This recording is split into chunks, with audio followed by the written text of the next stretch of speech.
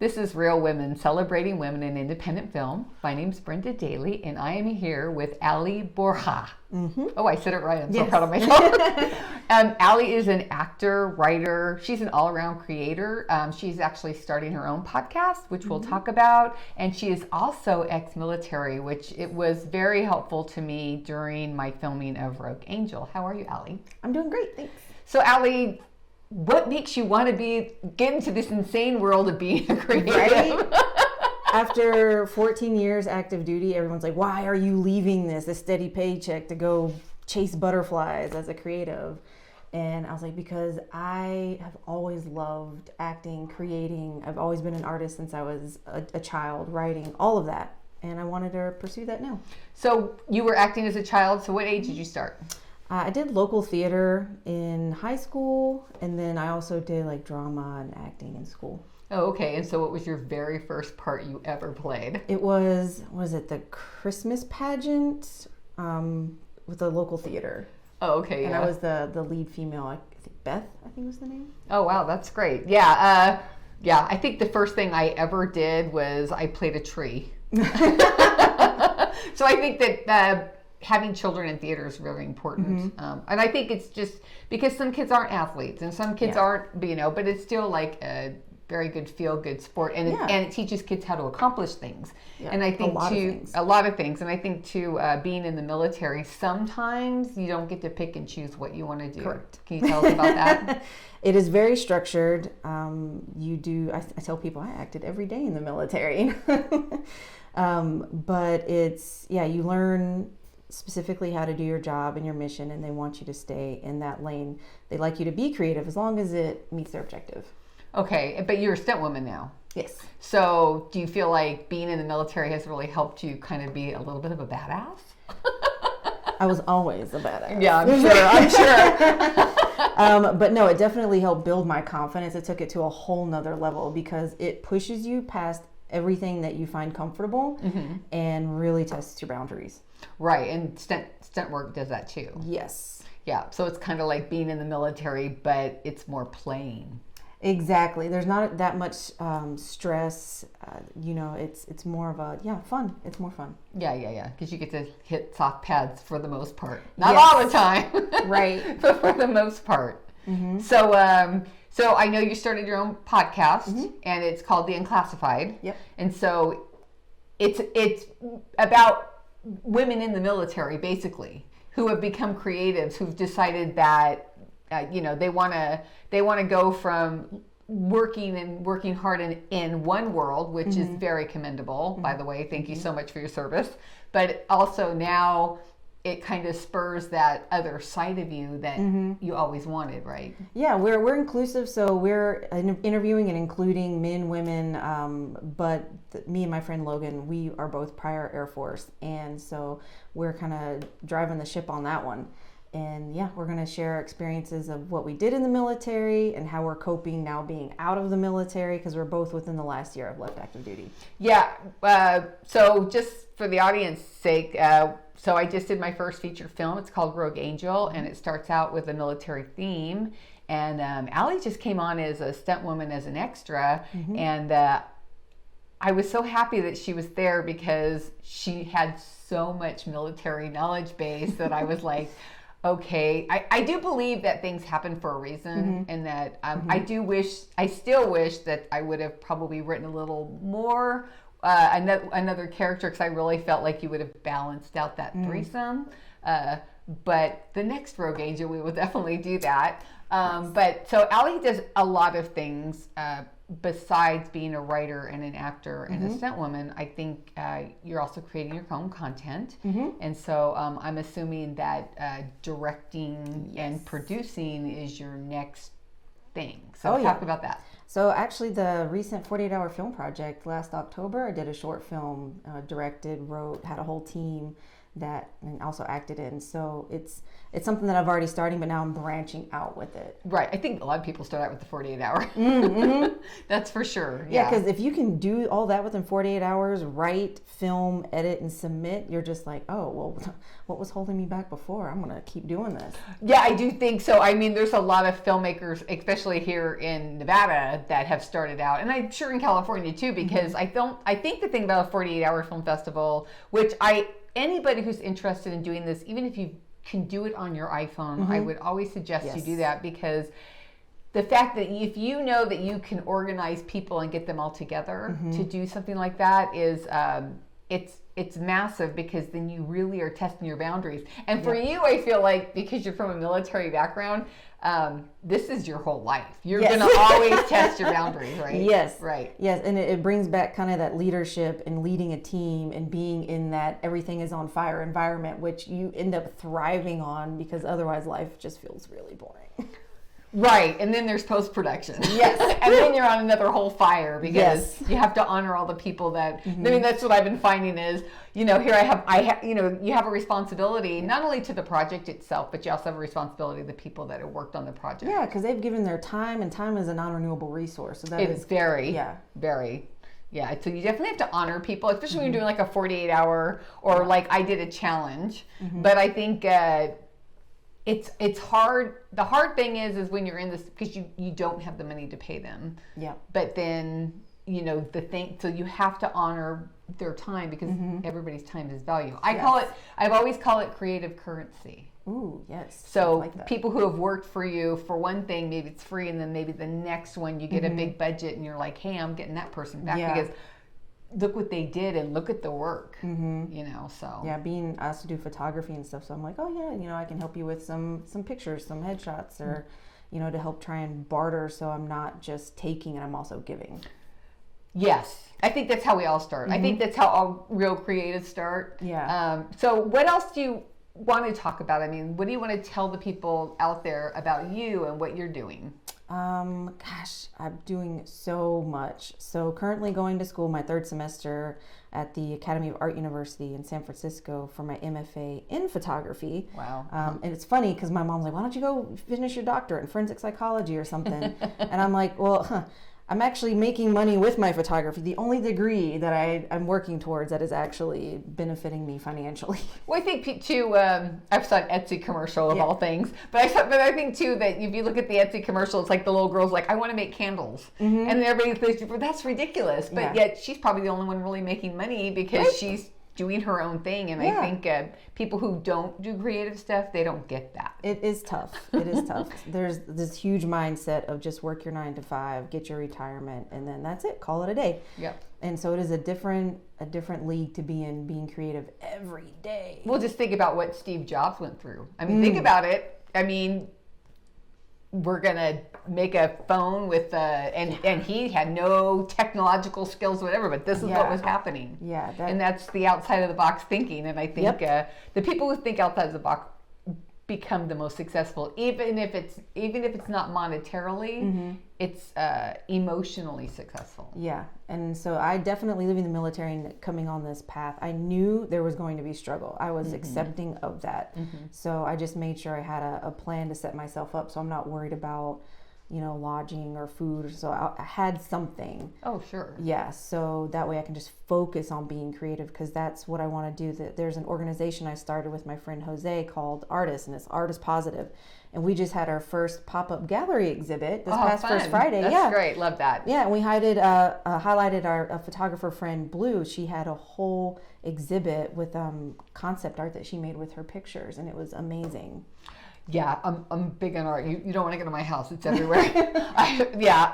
That'll be a whole nother segment. So, the big question for this podcast is: what woman that's worked in film, television, doesn't have to be independent? It could be your mom. Yeah. I mean, who's really inspired you as a woman to do this? So funny enough, my mom is an artist. Oh, that's awesome. Yeah.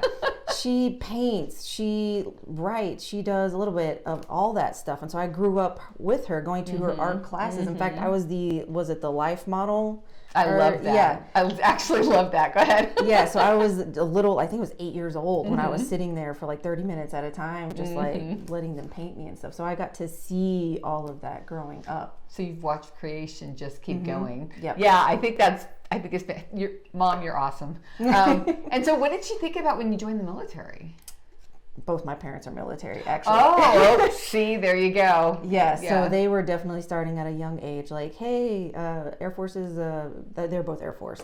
And so they met and married while they were in the military. So they're the exception to the rule that, date quickly and marry quickly. They've lasted this long, like 40 years now. Oh, wow. Yeah. That's great. That's awesome. So with your Unclassified podcast, what do you think what is the importance of it to you?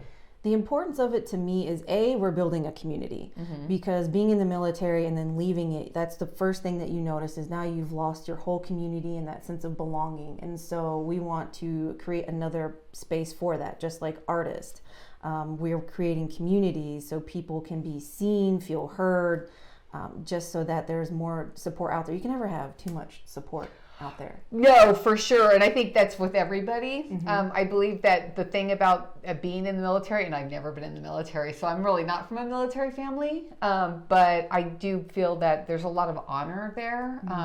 I almost feel that everybody should serve. I mean, had I thought about it then, but that wasn't my circumstances, but I probably would have joined had I known, what it can do for a person and how it helps you grow. Yeah. And I think too, it's a good way to honor your country because, I think a lot of times we get away from that. And I don't think that people really understand that until they get a little older. Yeah, it definitely helped me see, because I traveled all over the world with the military. I was in Afghanistan, Iraq. I lived in Germany for 4 years. And so it helped me see more of the world and more of just humanity as a whole. Right. And so I was talking to Deborah Richards, director, and we were talking about, she's been all over the world. Yeah. And I told her, I go, well, look at all the stories you have to tell. And so I think that's very important, being a creative.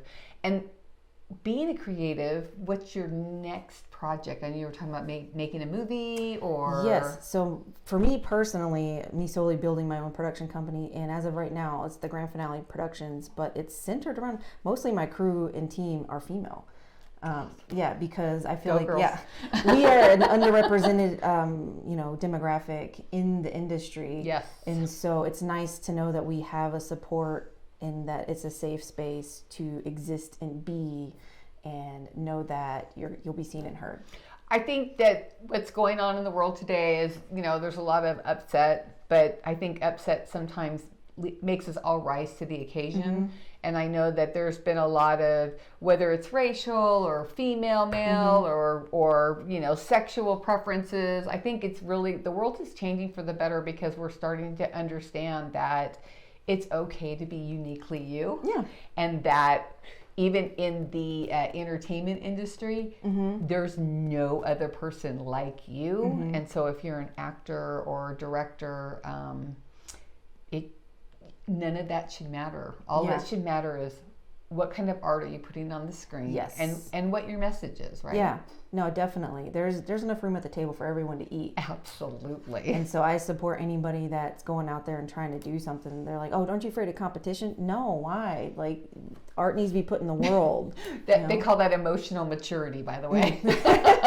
And I think too, when people are posting, and I'm on social media, and when I find people, I always try and encourage everybody, because through the process of me being a creator, I've had nothing but people helping me out. Oh, and nice. So I feel like for me, I just want to pat everybody on the back. I mean, I don't do the whole political thing, and but I do believe that when someone's doing something creative, it's very hard, and there is a stigma to it, and we all need to high five each other and help each other out. And if you can't, you can't.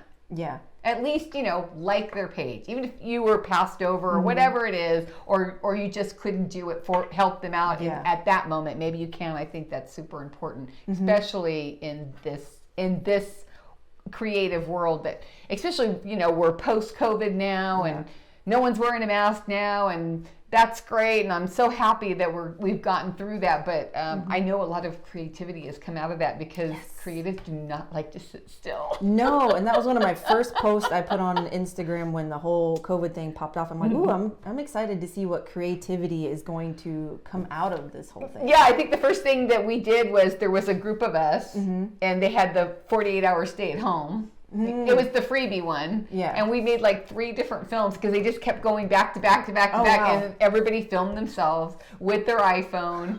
Everybody took turns directing. Yeah. And so, it was very cool. I should probably post this one. I mean, of course it's not, great cinematography, but we got stories out. Yes. So I think that a lot of creativity came out, and I think all that creativity is coming in the next year. Like, people are going to see people they've never seen before, and they're going to be like, wow, that was good work. Yeah, and I know you were just talking about, you're like, oh, it's not this big movie, like Avenger budget type production, but I'm like, man, just, get it out there. Like, waiting for perfection, you'll never get it out there. Oh, God, every time I look at this film, I always find little stuff.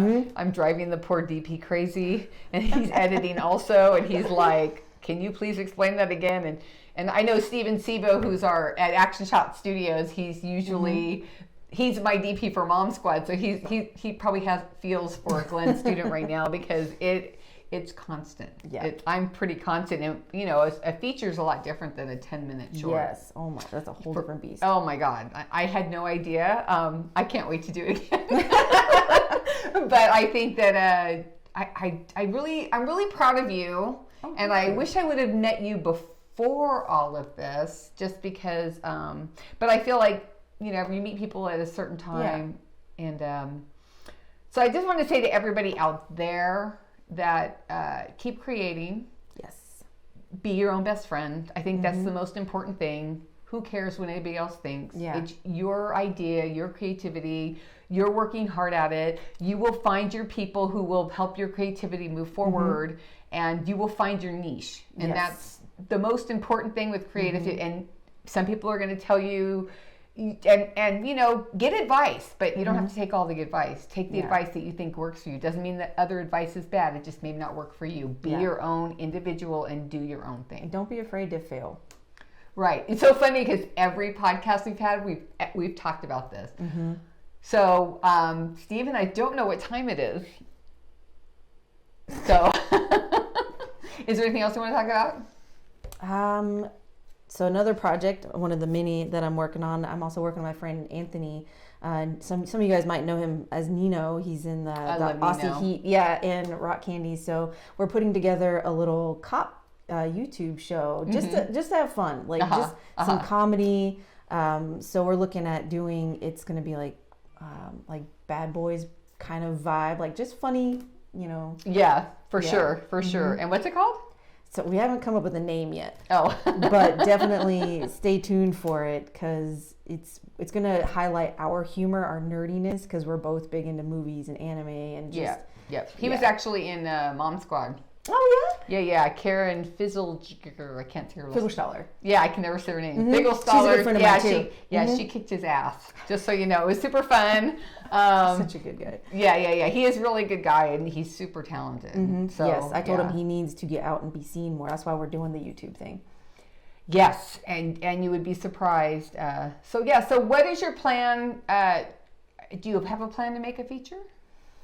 Short films for now, just because with my attention span is that of the lifespan of a fruit fly. Then short films I think is for me, and then I do have ideas for like a horror film, it's like a thriller. Yeah, a thriller. So there's ideas up there. It's just being able to sit down, focus, write it all out. No, believe me, I know. Because when I wrote my feature, I actually wrote something completely different. And then I hated it. And it was so funny because everybody was like encouraging me and giving me ideas, and then I kept floating on. I mean, it was like 100 people's ideas, and I was like, and then at the end of the day, I just didn't like it. So 3 weeks to table read, Oh, wow. I literally started all over. That's really brave to just, I just have the courage to drop that. And what's so funny is I'm practically crying to my husband, and he's like, "You don't want to go up there and write anymore." I go, "No, I don't." I said, "Well, get your ass up there and do it," and it turned out really well. And he gave me a lot of support. Oh, that's nice. I think it's very, and he's really not the film guy, but he is very smart. So that did help. But I think, you lean on those people that you don't expect. And sometimes the people who aren't the film people are your best audience because they will see outside the project. They just see how it's affecting you. They just see the outside the project. So like you can tell a story and you have all your people involved, all your producers and everything, and they're inside the story. So they have one perspective, but sometimes it's better to take somebody who's never seen it, never seen your idea, never read your script, and then give it to them. Somebody who just watches and say, "What do you think?" And it works. And then they give you ideas, and they've never written a script, they've never written a story, but they may watch a lot of films and they know what they like. Because if it makes sense to them, then you have a better chance of it making sense for other people. Because when we're in the project, we get our little creative head kind of blind on what we're doing, and so I always suggest to make sure that you talk to people, you take notes, but you don't have to keep all the notes. Keep, still stay your course, keep your outline, stay your course. But yeah, it's been so great talking to you. Oh, thank you. I enjoyed it. Yeah, it was really fun. I'm so glad you came out here. I know no way. But this is Brenda Daly, and this is Real Women Celebrating Women in Independent Film. This is Alicia Borja. And she's a creator, an actor, a stunt woman. Please, if you need a photographer, please call her. And I can't wait to talk to you guys later. Thanks.